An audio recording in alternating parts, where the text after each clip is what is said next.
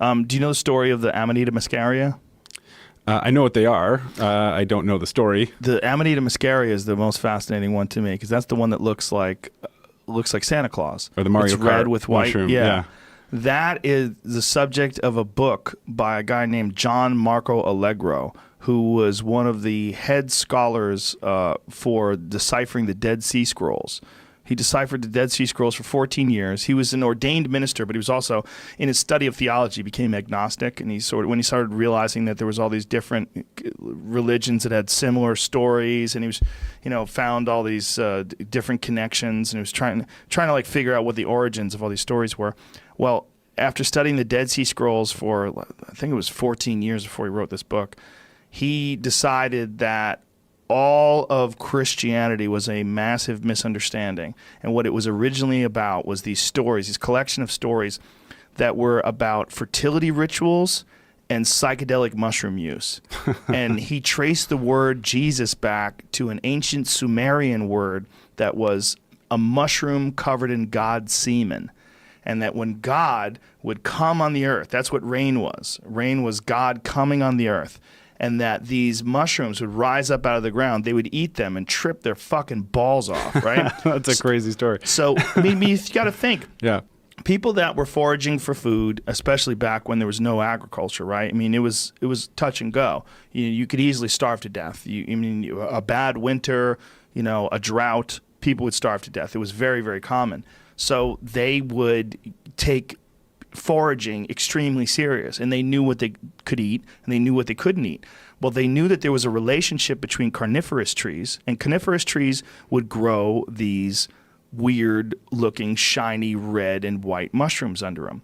That's what carnivorous trees is, pine trees. That's what we use for Christmas trees. Yep. Those red and white packages, they are like the shiny packages underneath the Christmas tree.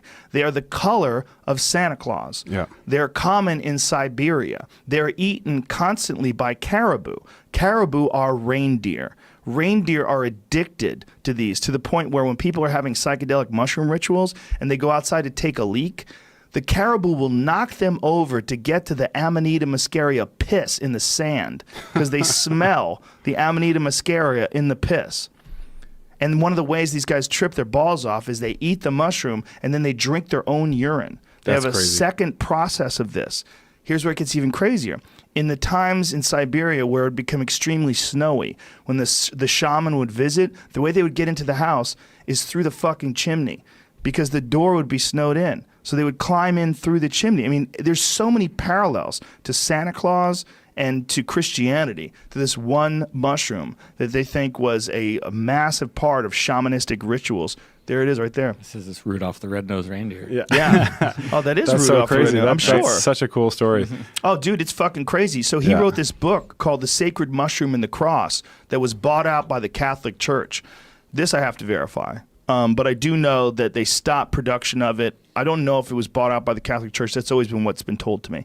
But I do know that they stopped production of it forever. He came out with another book called The Dead Sea Scrolls and the Christian Myth, which is still available. Then, more recently, like really recently, within the last decade, a guy named Jan Irvin republished the John Marco Allegro books with permission from his family. I think it might have actually been one of those things where when a book is over 25 years old, it becomes like public domain or something like that too. But this book and this story behind it is incredibly fascinating.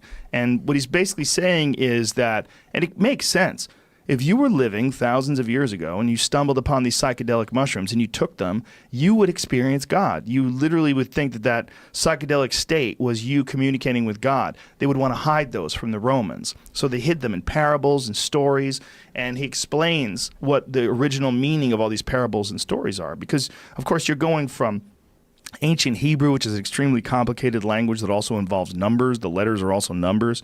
And then that's translated to Latin and to Greek and then eventually to English. So a lot is lost in that translation. So it really takes a linguist and a biblical scholar to kind of understand whether or not what this guy is saying is correct.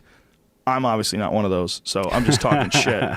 But there's so many parallels. It's almost like, how could it be just coincidental that Santa Claus is red and white, that Santa Claus likes reindeers, that the Christmas tree is something that we use and the presents are under the Christmas tree, that Santa Claus lives in the fucking North Pole, which is Siberia, which is where caribou live, and which is where these mushrooms are very common.